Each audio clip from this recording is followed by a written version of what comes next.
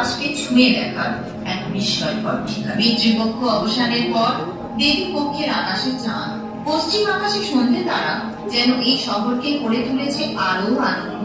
মানুষের সৃষ্টিশীল মন ওই ইতস্তত ছড়িয়ে থাকা নক্ষত্র মন্ডলীর ভেতর খুঁজে পেয়েছে নানান আকার।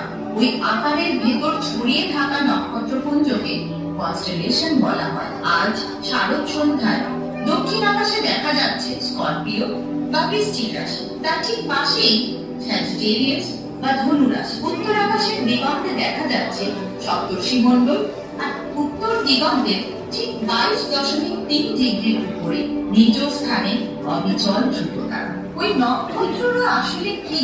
বাস্তবে তারা প্রত্যেকে এক একটি ধারণার অতি বিশাল অগ্নি, যেখানে নিরন্তর পারমাণবিক শক্তি নির্গত হয়ে চলেছে। বহু বহু দূর আলোকবর্ষে অবস্থান করছে বলেই এদের আলোক বিন্দু বলে মনে হয়। আমাদের নিকটতম তারা সূর্য। সূর্যকে কেন্দ্র করেই আমাদের এই সৌরজগৎ, যেখানে 8টি গ্রহ সূর্যকে প্রদক্ষিণ করে চলেছে। যেখানে একমাত্র পৃথিবী ছাড়া আর কোনো গ্রহে এখনো প্রাণের অস্তিত্ব পাওয়া যায়নি। 2023 সালে একমাত্র দেশ হিসেবে ভারতের চন্দ্রযান 3 চাঁদের দক্ষিণ মেরুতে সফল অবতরণ।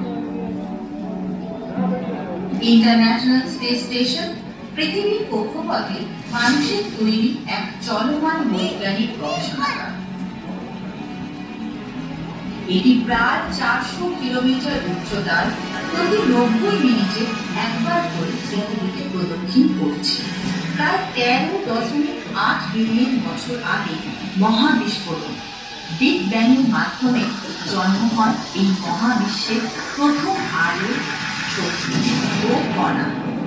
তার প্রায় 7.5 বিলিয়ন বছর পরে গ্যাস ও ধূলির মেঘ থেকে সৃষ্টি হয় তারাপুঞ্জ, ছায়াপথ, সৌরজগৎ ও আমাদের নীল গ্রহ পৃথিবী।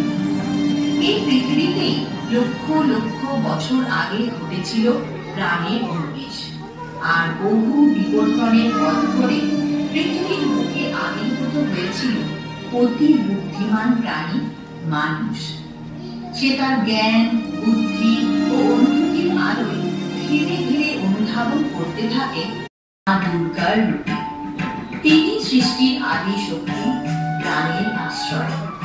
সেই চেতনার আলোকে আলোকিত হয়ে আজ দর্শন করতে এসেছি মহাশক্তির প্রতীক মা দুর্গা।